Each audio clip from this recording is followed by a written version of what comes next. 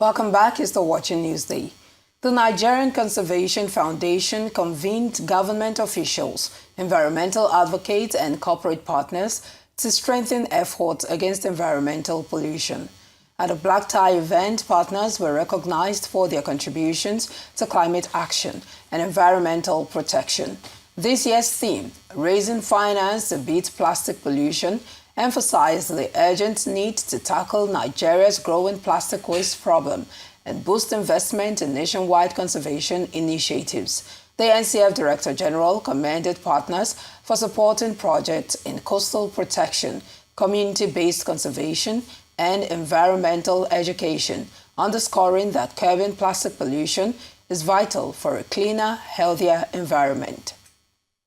This is part of our focus to do things that are actually have bearing with the environment, with Lagos State, with where we are. And today we are talking about beating plastic pollution, which is part of the focus of Lagos State as well. They have banned single-use plastic.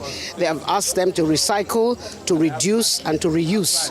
And this is part of what we are here for. So if we do not create this awareness, people will not be up to speed to realize the damage that plastic is doing to our environment. And they will think that, the government is just being finicky by saying these kinds of things. But we have to create that empowerment, that environment, that mindset for people to see the damage to environment that this non-degradable plastic does, the blockage to our drainage and everything. I know that it's not fit for purpose to use them anymore.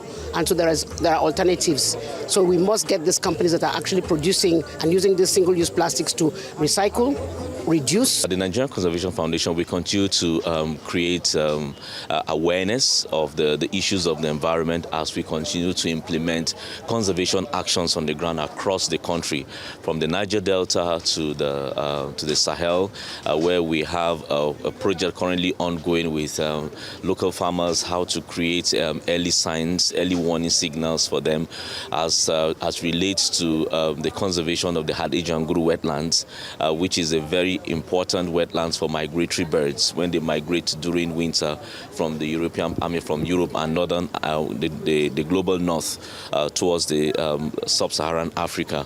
So the Hadejia-Nguru wetlands is the kind of the first oasis that they meet. So we have a lot of migratory birds congregating there, and that wetland is not just important for birds alone, but also for the community livelihood around there. Talk about farmers, we talk about fisher folks and so on, to create an early warning signal so that farmers will not be taken unawares, especially with the changes in climate and so on, and the rainfall pattern.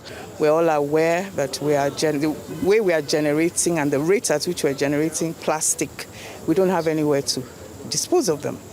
And in disposing of them, they're getting into the oceans, they're causing pollution, they're being eaten by the fish that we are eating, which is having adverse effects on us. For us in Lagos State in particular, it's clogging up all our drains.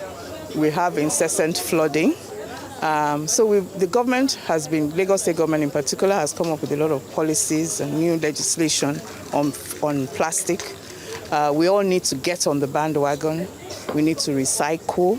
We need to be aware. We need to push industries and manufacturers to use materials that are recyclable.